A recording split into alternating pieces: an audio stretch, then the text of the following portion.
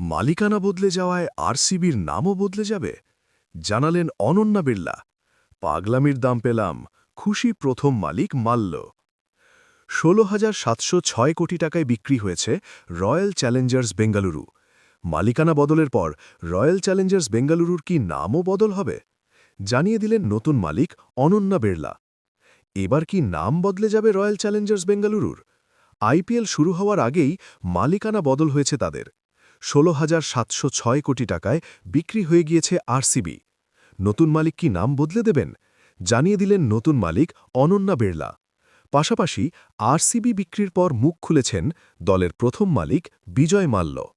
আইপিএলের সবচেয়ে দামি দল হওয়ার কৃতিত্ব নিজেকে দিয়েছেন তিনি। আরসিবি বিক্রি হওয়ার পর সমর্থকদের সবচেয়ে বড় প্রশ্ন দলের নাম নিয়ে। ২০০৮ সালে যখন আইপিএল শুরু হয় তখন এই দলের নাম ছিল রয়্যাল চ্যালেঞ্জার্স ব্যাঙ্গালোর। পরে ২০২৪ সালে শহরের নাম অনুযায়ী নাম বদলে হয় রয়্যাল চ্যালেঞ্জার্স বেঙ্গালুরু। এবার কি সেই নামও বদলে যাবে? সমর্থকদের স্বস্তি দিয়েছেন অনন্যা। আদিত্য বিড়লা গোষ্ঠীর কর্ণধার কুমার মঙ্গলাম বিড়লার কন্যা অনন্যা নিজের ইনস্টাগ্রাম স্টোরিতে লেখেন, ১৬,৭০৬ কোটি টাকায় আরসিবি বিক্রি হয়ে গিয়েছে। আদিত্য বিড়লা গোষ্ঠী, ডেভিড ব্লিটজার ও ব্ল্যাকস্টোনের কনসর্টিয়াম আরসিবি কিনেছে। তবে সমর্থকদের জন্য ভালো খবর যে আদিত্য বিড়লা গোষ্ঠী জানাচ্ছে দলের নাম রয়্যাল চ্যালেঞ্জার্স বেঙ্গালুরুই থাকবে। অনন্যা স্পষ্ট করে দিয়েছেন, হাত বদল হলেও নাম বদল হবে না কোহলিদের দলের। আইপিএলের শুরুতে ৪৪৬ কোটি টাকায় বেঙ্গালুরু কিনেছিলেন বিজয় মাল্য। তখন মুম্বাই ইন্ডিয়ান্সের পর আইপিএলের দ্বিতীয় দামি দল ছিল আরসিবি। কিন্তু ক্রিকেটের স্বার্থে দল কেনেননি মাল্য। ঋণ খেলাপি মামলায় অভিযুক্ত মাল্য ভারত থেকে পালিয়ে বর্তমানে ব্রিটেনে থাকেন। সেখানে একটি পডকাস্টে মাল্য বলেছেন, আরসিবি কেনার একমাত্র উদ্দেশ্য ছিল আমার মদের ব্র্যান্ড রয়্যাল চ্যালেঞ্জের প্রচার। ক্রিকেটের প্রতি কোনো ভালোবাসা ছিল না। ২০১২-১৩ সালে বেঙ্গালুরুর মালিকানা নেয় British company Diageo PLC. Indian arm United Spirits লিমিটেডের মাধ্যমে আরসিবির কর্মকাণ্ড সামলাত তারা।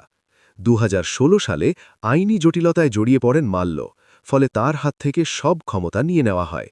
তারপর থেকে ডিয়াজিও পুরো দায়িত্ব সামলাচ্ছিল। ২০২৪ সালে দলের নাম রয়্যাল চ্যালেঞ্জার্স বেঙ্গালোর থেকে বদলে রয়্যাল চ্যালেঞ্জার্স বেঙ্গালুরু করে তারা। ২০২৫ সালে প্রথমবার আইপিএল জেতেন কোহলিরা। তারপরেই দল বিক্রি করার পরিকল্পনা করে ডিয়াজিও।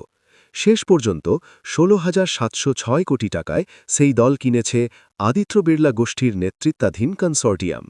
তবে আরসিবির দাম এতটা বৃদ্ধি পাওয়ার কৃতিত্ব নিজেকে দিয়েছেন মাল্য। এক্স হ্যান্ডেলে তিনি লেখেন, ২০০৮ সালে যখন ৪৫০ কোটি টাকা দিয়ে বেঙ্গালুরু কিনেছিলাম তখন অনেকে হেসেছিল, ভেবেছিল আমি পাগল। সেই পাগলামির দাম পেলাম। আমার পাগলামির জন্যই বেঙ্গালুরু এখন আইপিএলের সবচেয়ে দামি দল।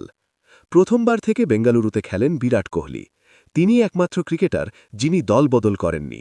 সেই কৃতিত্ব নিজের কাঁধে নিয়েছেন মাল্য। তিনি লেখেন, আরসিবি বরাবরই আমার মনের মধ্যে রয়েছে। সেই দলের দাম যে ৪৫০ কোটি টাকা থেকে ১৬,৫০০ কোটি টাকা হয়েছে তাতে আমি খুব খুশি। আমি কোহলিকে দলে নিয়েছিলাম। ও এখন বিশ্বের সেরা ক্রিকেটার। ২৮ মার্চ থেকে শুরু এবারের আইপিএল। প্রথম ম্যাচেই খেলতে নামবে গতবারের চ্যাম্পিয়ন বেঙ্গালুরু। ঘরের মাঠে সানরাইজার্স হায়দ্রাবাদের বিরুদ্ধে নামবেন কোহলিরা। গতবারের ছন্দ ধরে রাখতে মরিয়া বেঙ্গালুরু।